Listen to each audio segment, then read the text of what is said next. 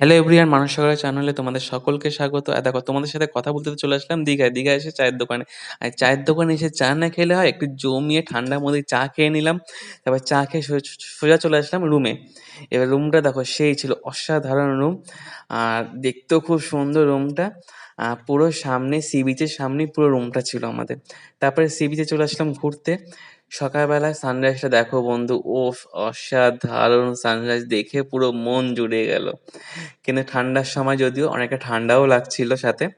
তারপরে একটু সমুদ্রে ঘোরাঘুরি করে সি বিচ দেখে সানরাইজ দেখে ওফ! ঢেউগুলো তো পুরো মনে হচ্ছে গায়ে এসে পড়ছে। তারপরে ঠান্ডার জলে নেমে উফ! পা ভিজিয়ে একটু ঘোরাঘুরি করে চলে আসলাম রেস্টুরেন্টে। রেস্টুরেন্টে কাঁকড়ার সাথে ওফ! জমিয়ে খাওয়া-দাওয়া, সাথে সি বিচ দেখা। ওফ! ভেটকি আর পমফ্রেট দেখে তো আমাদের খিদে আরো জোরে পেয়ে গেল। তারপরে খেয়ে-দেয়ে চলে আসলাম মাছের মেলায়। মাছের মেলায় ইলিশ, পাবদা, চিংড়ি, ওফ!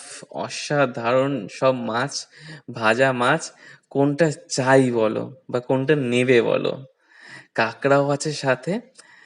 তারপরে মাছের মেলা ঘুরে চলে আসলাম মন্দিরে। মন্দিরে মাকে দর্শন করে, মাকে প্রণাম করে, অনেক ভালো মন্দ কথা বলে মায়ের সাথে চলে আসলাম রুমে খাবার নিয়ে। সাথে ছিল ২ রকমের মাছ। তারপরে রাতে শুয়ে সমুদ্র দেখা, সমুদ্রে দেখে রাতে ঘুমিয়ে পড়া। রাতে ঘুমিয়ে সকালে উঠেই দেখি উফ! সকালে সূর্য, সাথে হচ্ছে সমুদ্র।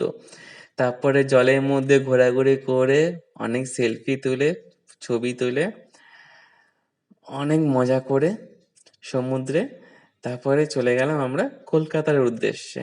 ও! আমাদের সাথে গেছিল কে? শ্যামলী। না, না, সেই শ্যামলী নয়। শ্যামলী হচ্ছে শ্যামলী আমাদের বাস।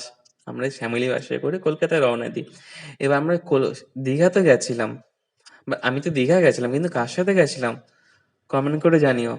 আর ব্লগটি ভালো লাগলে থাকলে সাবস্ক্রাইব করে